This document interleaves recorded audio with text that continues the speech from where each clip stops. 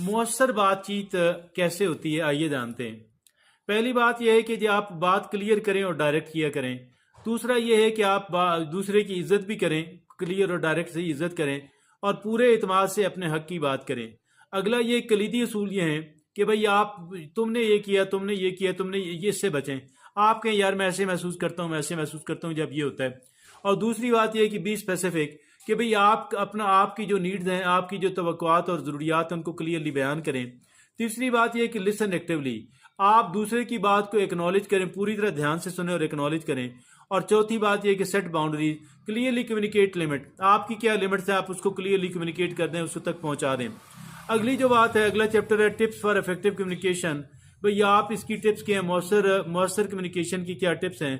पहली बात यह कि सोच के बोलें, प्रिपेयर उसको हम कहेंगे। दूसरी बात यह बी काम, हमेशा अपने जहन को ठंडा रखें। तीसरी बात यह कि मेक आई कांटेक्ट, दूसरे की आंख में देखें अगर से घूरना नहीं है। चौथी बात यह कि यूज ओपन बॉडी लैंग्वेज, कि भाई आप बड़े रिसेप्टिव रहें। अगला जो काम है वो ये है, अगला चैप्टर ये कहता है कि जी आम तौर पे की जाने वाली गलतियां कौन सी हैं। पहली आम तौर पे की जाने वाली गलती यह है कि बीइंग पैसिव, कि भाई आप बात ही नहीं करते हैं, अपनी ज़रूरियात अपने एहसासात का इज़हार ही नहीं करते हैं।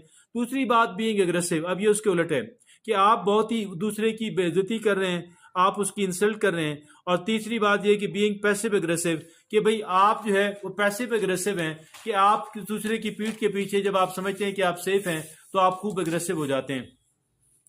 अगला जो चैप्टर वो ये कहता है कि असर्टिव रिस्पॉन्सेज कौन से होते हैं। Saying no, I am unable to, भाई आप ना करना, इनकार की जरूरत पैदा करें कि भाई मैं ये काम नहीं कर सकता, बाइज्जत तरीके से लेकिन मजबूती से बात करें। और दूसरी बात यह कि एक्सप्रेसिंग नीड, अपनी ज़रूरियात अपने एहसासात का इजहार करें। तीसरी बात यह कि सेटिंग बाउंड्रीज, भाई आप लिमिट्स का तयन कर लें कि भाई मैं इससे ज़्यादा नहीं कर सकता। और अगला जो चैप्टर कहता है प्रैक्टिस सीनेरियोज, कि आप सीनेरियोज को कैसे प्रैक्टिस करेंगे। Giving feedback, focus on behaviour not person, आप उसके बिहेवियर को तनकीद का निशाना बनाएं, बंदे को ना बनाएं। और दूसरी बात यह है कि रिसीविंग क्रिटिसिज्म, कि भाई आप दूसरे की बात को पूरे ध्यान से सुने, उसकी बात को एक्नॉलेज करें और बड़े तहम्मुल से उसका जवाब दें। तीसरी बात यह नेगोशिएटिंग, ये सीक म्यूचुअली बेनिफिशियल सोल्यूशन, आप एक ऐसा हल तलाश करें कि जो दोनों के लिए विन विन सिचुएशन हो, दोनों के लिए अच्छा हो। आगे कुछ कलीदी बातें हैं, जैसे यह है कि प्रैक्टिस असर्टिवनेस, कि भाई आप असर्टिव होना उसको प्रैक्टिस करें। दूसरी बात यह है कि respect your self and other, अपना भी एहतराम करें, दूसरों का भी पूरा पूरा एहतराम करें।